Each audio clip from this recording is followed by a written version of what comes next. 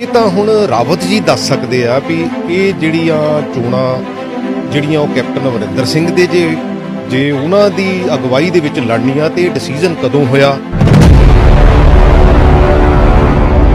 ਤੇ ਇਸ ਡਿਸੀਜਨ ਦਾ ਬੇਸਿਕਲੀ ਪੰਜਾਬ ਦੀ ਜੇ ਕੋਈ ਇਦਾਂ ਦਾ ਡਿਸੀਜਨ ਹੋਇਆ ਇਹ ਤਾਂ ਰਾਵਤ ਜੀ ਦੱਸ ਸਕਦੇ ਆ। ਪਰ ਮੈਨੂੰ ਐ ਲੱਗਦਾ ਵੀ ਪੰਜਾਬ ਦੀ ਰਾਜਨੀਤੀ ਤੇ ਇਸ ਗੱਲ ਦਾ ਬਹੁਤ ਅਸਰ ਹੁੰਦਾ ਹੈਗਾ।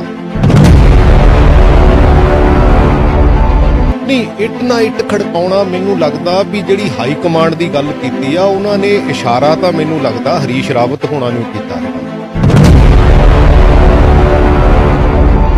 ਦੇਖੋ ਦੋ ਧੜੇ ਕੋਈ ਨਹੀਂ ਹੈ, ਪਰ ਅਫਸੋਸ ਮੈਨੂੰ ਜ਼ਰੂਰ ਹੈ ਕੈਪਟਨ ਅਮਰਿੰਦਰ ਸਿੰਘ ਹੋਣਾ ਤੇ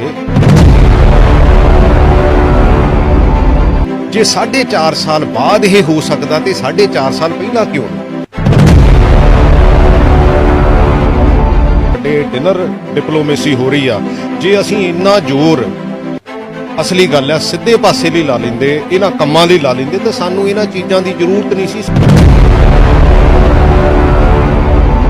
ਹਰੀਸ਼ ਰਾਵਤ ਜੀ ਜਿਹੜੇ ਸਾਡੇ ਇੰਚਾਰਜ ਆ ਪਹਿਲਾਂ ਤਾਂ ਉਹ ਇਹ ਗੱਲ ਦੱਸਣਗੇ ਵੀ ਹਾਂ ਵੀ ਉਹਨਾਂ ਨੂੰ ਕਦੋਂ ਇਹ ਫੈਸਲਾ ਮਿਲਿਆ ਵੀ ਇਹ ਚੋਣਾਂ ਜਿਹੜੀਆਂ ਉਹ ਕੈਪਟਨ ਅਮਰਿੰਦਰ ਸਿੰਘ ਦੀ ਲੀਡਰਸ਼ਿਪ ਦੇ ਵਿੱਚ ਜਿਹੜੀਆਂ ਹੋਣਗੀਆਂ।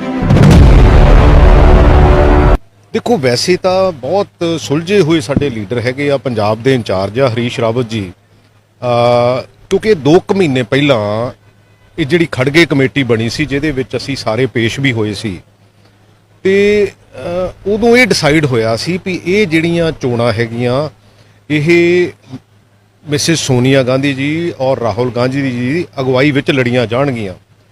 ਇਹ ਤਾਂ ਹੁਣ ਰਾਵਤ ਜੀ ਦੱਸ ਸਕਦੇ ਆ ਵੀ ਇਹ ਜਿਹੜੀਆਂ ਚੋਣਾਂ ਜਿਹੜੀਆਂ ਉਹ ਕੈਪਟਨ ਅਮਰਿੰਦਰ ਸਿੰਘ ਦੇ ਜੇ ਉਹਨਾਂ ਦੀ ਅਗਵਾਈ ਦੇ ਵਿੱਚ ਲੜਨੀਆਂ ਤੇ ਡਿਸੀਜਨ ਕਦੋਂ ਹੋਇਆ ਤੇ ਇਸ ਡਿਸੀਜਨ ਦਾ ਬੇਸਿਕਲੀ ਪੰਜਾਬ ਦੀ ਜੇ ਕੋਈ ਇਦਾਂ ਦਾ ਡਿਸੀਜਨ ਹੋਇਆ ਇਹ ਤਾਂ ਰਾਵਤ ਜੀ ਦੱਸ ਸਕਦੇ ਆ। ਪਰ ਮੈਨੂੰ ਐ ਲੱਗਦਾ ਵੀ ਪੰਜਾਬ ਦੀ ਰਾਜਨੀਤੀ ਤੇ ਇਸ ਗੱਲ ਦਾ ਬਹੁਤ ਅਸਰ ਹੁੰਦਾ ਹੈਗਾ। ਪ੍ਰਧਾਨ ਜੀ ਦਾ ਬਿਆਨ ਆਣਾ ਕਿ ਮੈਂ ਇੱਟ ਨਾ ਇੱਟ ਖੜਕਾ ਦੂੰਗਾ। ਨਹੀਂ, ਇੱਟ ਨਾ ਇੱਟ ਖੜਕਾਉਣਾ ਮੈਨੂੰ ਲੱਗਦਾ ਵੀ ਜਿਹੜੀ ਹਾਈ ਕਮਾਂਡ ਦੀ ਗੱਲ ਕੀਤੀ ਆ ਉਹਨਾਂ ਨੇ ਇਸ਼ਾਰਾ ਤਾਂ ਮੈਨੂੰ ਲੱਗਦਾ ਹਰੀਸ਼ ਰਾਵਤ ਹੋਣਾ ਨੂੰ ਕੀਤਾ ਹੈਗਾ, ਕਿਉਂਕਿ ਇਹ ਗੱਲ ਪੰਜਾਬੀਆਂ ਨੂੰ ਖਾਸ ਕਰਕੇ, ਕਿਉਂਕਿ ਜਦੋਂ ਇਹ ਖੜਗੇ ਕਮੇਟੀ ਦੀ ਰਿਪੋਰਟ ਆ ਗਈ ਆ ਕਿ ਤੁਸੀਂ ਜਿਹੜਾ ਇਹ ਅਗਵਾਈ ਜਿਹੜੀ ਆ ਉਹ ਮਿਸਿਸ ਸੋਨੀਆ ਗਾਂਧੀ ਦੀ ਔਰ ਰਾਹੁਲ ਗਾਂਧੀ ਦੀ ਥੱਲੇ ਹੋਊਗੀ ਤਾਂ ਫਿਰ ਕੈਪਟਨ ਅਮਰਿੰਦਰ ਸਿੰਘ ਜੀ ਦੀ ਅਗਵਾਈ ਮੈਨੂੰ ਨਹੀਂ ਲੱਗਦਾ। ਇਹ ਤਾਂ ਹੁਣ ਜਿਹੜਾ ਇਹ ਤਾਂ ਬੇਸਿਕਲੀ ਹਰੀਸ਼ ਰਾਵਤ ਜੀ ਦੱਸ ਸਕਦੇ ਆ। ਸਵੇਰੇ ਸੁਖਬੀਰ ਬਾਦਲ ਜੀ ਕੋਲੋਂ ਇੱਕ ਸਵਾਲ ਕੀਤਾ ਗਿਆ ਸੀ ਕਿ ਹਰਿਆਣਾ ਦੇ ਵਿੱਚ ਕਿਸਾਨਾਂ ਦੇ ਉੱਪਰ ਲਾਠੀਚਾਰਜ ਹੁੰਦਾ, ਦੂਜੇ ਬੰਨੇ ਅੰਮ੍ਰਿਤਸਰ, ਉਹਨਾਂ ਦਾ ਕਹਿਣਾ ਸੀ ਕਿ ਜਿਹੜੀ ਕੈਪਟਨ ਸਰਕਾਰ ਹੈ ਉਹ ਬੀਜੇਪੀ ਦੇ ਕਹਿਣ ਤੇ ਜਿਹੜੀ ਚੱਲ ਰਹੀ ਹੈ। ਨਹੀਂ ਦੇਖੋ, ਅਸੀਂ ਗੰਨੇ ਦਾ ਭਾਅ ਦੇਖੋ 360 ਰੁਪਏ ਜਿਹੜਾ ਉਹ ਕੀਤਾ ਹੈਗਾ, ਮੇਰਾ ਖਿਆਲ ਹੈ ਪੰਜਾਬ ਦੇ ਵਿੱਚ ਇਹ ਪਹਿਲੀ ਵਾਰੀ ਹੋਇਆ।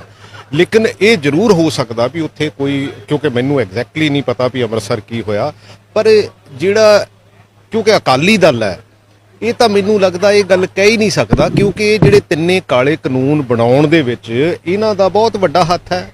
ਇਹ ਤਾਂ ਉਸ ਕੈਬਨਿਟ ਦੇ ਮੈਂਬਰ ਵੀ ਸੀਗੇ ਔਰ ਇਹ ਤਾਂ ਸਰਦਾਰ ਪ੍ਰਕਾਸ਼ ਸਿੰਘ ਬਾਦਲ ਨੇ ਵੀ ਇਹ ਗੱਲ ਕਹੀ ਹੈਗੀ ਆ ਕਿ ਹਾਂ ਬਈ ਇਹ ਕਾਨੂੰਨ ਹੈ। ਪਰ ਜਦੋਂ ਉਹ ਸਾਰਿਆਂ ਨੇ ਇਹ ਸੋਚਿਆ ਵੀ ਇਹ ਕਾਲੇ ਕਾਨੂੰਨ ਆ ਤੇ ਹੁਣ ਇਹ ਬੇਸਿਕਲੀ ਇਹ ਮੈਨੂੰ ਲੱਗਦਾ ਵੀ 180 ਡਿਗਰੀ ਦੀ ਟਰਨ ਇਹਨਾਂ ਨੇ ਮਾਰੀ ਹੈਗੀ ਆ।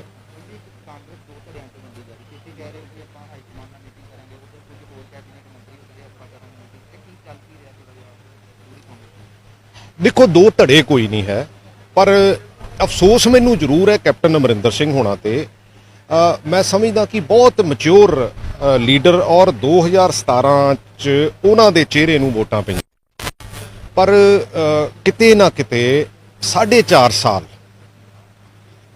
ਮੈਨੂੰ ਤਾਂ ਐਟਲੀਸਟ 2.5 ਸਾਲ ਹੋ ਗਏ ਇਸ ਗੱਲ ਤੇ ਇਸ਼ੂਜ਼ ਦੇ ਖੜੇ ਨੂੰ, ਕਿਉਂਕਿ ਮੇਰਾ ਇਸ਼ੂਜ਼ ਦਾ ਗੱਲ ਹੈਗੀ ਆ, ਮੇਰੀ ਧੜੇ ਦੀ ਕਿਸੇ ਦੀ ਗੱਲ ਹੀ ਹੈ ਨਹੀਂ ਗੀ ਤੇ ਨਾ ਕੋਈ ਧੜੇ ਹੈਗੇ ਆ, ਨਾ ਕੈਪਟਨ ਅਮਰਿੰਦਰ ਸਿੰਘ ਹੋਣਾ ਦਾ ਤੇ ਨਾ ਜਿਹੜਾ ਨਵਜੋਤ ਸਿੰਘ ਸਿੱਧੂ ਦਾ।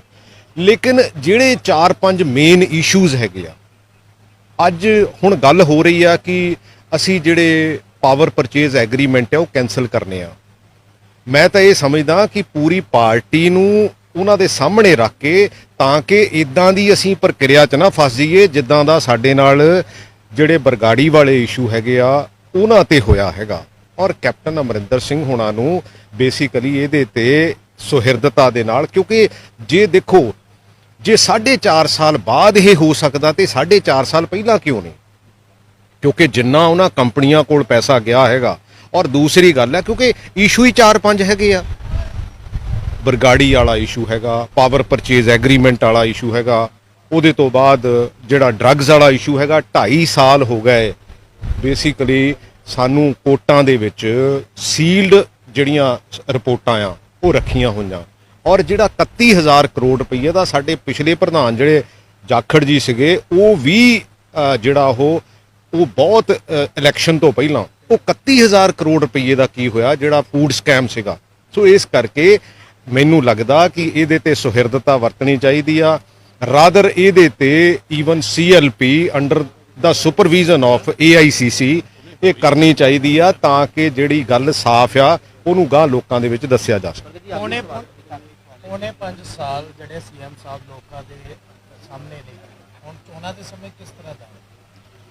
ਮੈਂ ਤਾਂ ਇਸ਼ੂਜ਼ ਦੀ ਗੱਲ ਤੁਹਾਡੇ ਸਾਹਮਣੇ ਹੀ ਕੀਤੀ ਆ। ਮੈਂ ਤਾਂ ਇਦੋਂ ਗਾਂ ਤਾਂ ਮੇਰੀ ਗੱਲ ਹੀ ਹੈ ਨਹੀਂ, ਕਿਉਂਕਿ ਕੋਈ ਪਰਸਨੈਲਿਟੀ ਦੀ, ਕਿਉਂਕਿ ਤੁਸੀਂ ਲੋਕਾਂ ਨੇ ਇਹਨੂੰ ਧੜੇ ਬਣਾਤਾ।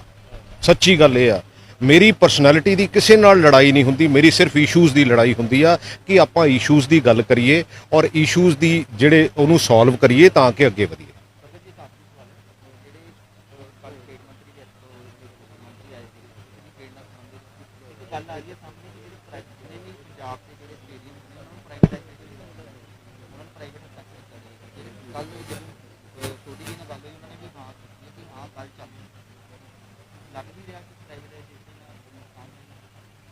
ਇਹ ਤਾਂ ਹੁਣ ਸੋਢੀ ਜੀ ਦੱਸ ਸਕਦੇ ਆ, ਕਿਉਂਕਿ ਮੈਂ ਤਾਂ ਉਹਨਾਂ ਦੀ ਕਾਰਗੁਜ਼ਾਰੀ ਤੇ ਤਾਂ ਕੀ ਗੱਲ ਕਰਨੀ, ਕਿਉਂਕਿ ਉਹਨਾਂ ਦੇ ਉੱਤੇ ਤਾਂ 2 ਪਰਚੇ।